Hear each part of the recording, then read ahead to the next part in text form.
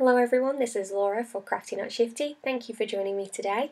I'm really excited to be sharing with you a brand new stamp set from the Altenew July stamp set release, and it's this one here. It's a super large stamp set, and it's the Floral Alphabet. You get a full capitalized alphabet, and each of the letters has these very sweet floral images sketched into the letters. So I'll be making a couple of examples today, and I'll be working with standard A2 size note cards, so that is 4 1/4 by 5 1/2.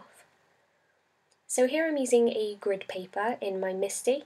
You don't have to use a stamp positioning tool like the MISTI, but I do find that it's useful if you're making multiple cards, or if you want to make sure that you get perfect alignment and you can repeat stamp over and over.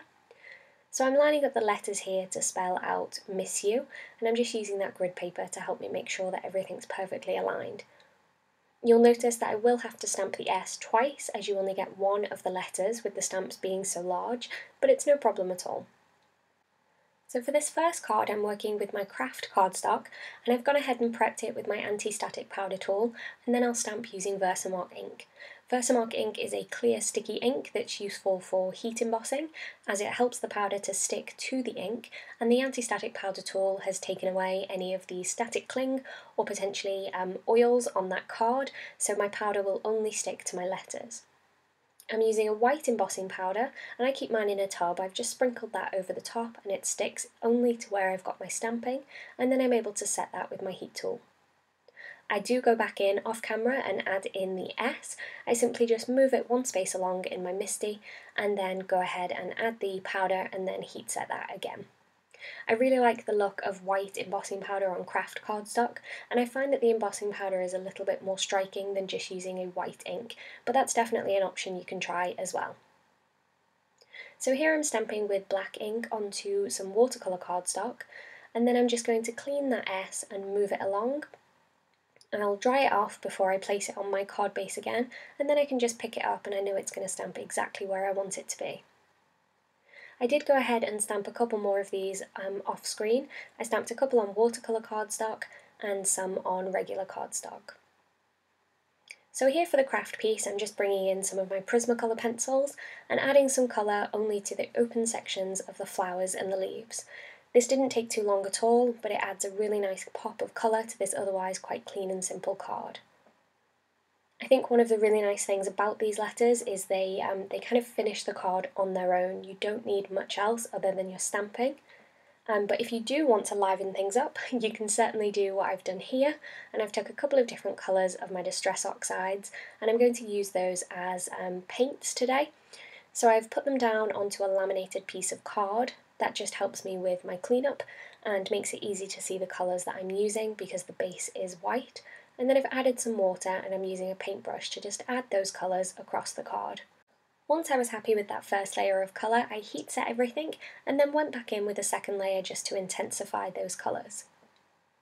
Another great thing to do when you're working with distress inks or distress oxides is to really encourage the reaction of the inks by adding some water over the top. So that's what I'm just doing here. I added some drops of water using my paintbrush and then used my heat tool to dry those. You certainly can leave this to dry, but I wanted to get through these cards quite quickly, so I did use my heat tool to speed things along. I'm now taking each of the different colours and adding a few different dots of colour across that background. I wanted this to be a really bright and kind of chaotic, messy background, and then just have that really nice clean black stamping on the base.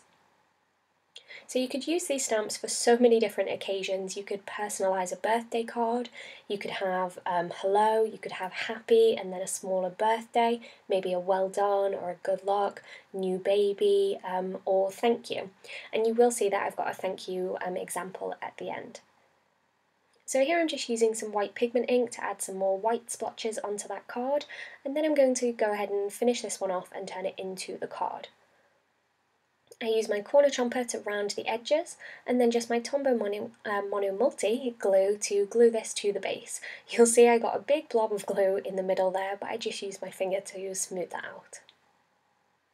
So I'll place this onto a white card base, and I've trimmed this down to be slightly smaller than the card base, just to leave that white edge around the outside of this piece, and then I'll finish it off with my corner chomper again.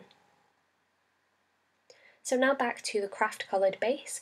For this one I'm going to stick this down onto the card base without rounding the corners, but I will add some foam tape just to give a little bit of extra dimension. So you'll notice my camera cut out and missed the actual act of me sticking this down, but you can see I just went ahead and added the foam tape, trimmed off any of the excess, peeled away the backing, and then just as my camera cut out, I stuck it down to the base. So I hope you've enjoyed this video. If you have, please let me know in the comments and make sure to hit the thumbs up button. If you're not already a subscriber, then please do go ahead and hit subscribe, and that way we can keep in touch and share our creativity. You'll see the different examples here. Some are really clean and simple with my black and white stamping. We have the messy Distress Oxide background. We then have the craft and coloured pencils, and then this beautiful thanks card that one of my friends made when she came to visit and borrowed this stamp set. On screen right now are a couple more videos that I think you might enjoy. If you haven't already seen them, you can go ahead and click on the thumbnails and that will take you straight through to the video, or you can click on my logo to subscribe to my channel. Thank you so much for joining me. I hope to see you again soon. Bye for now.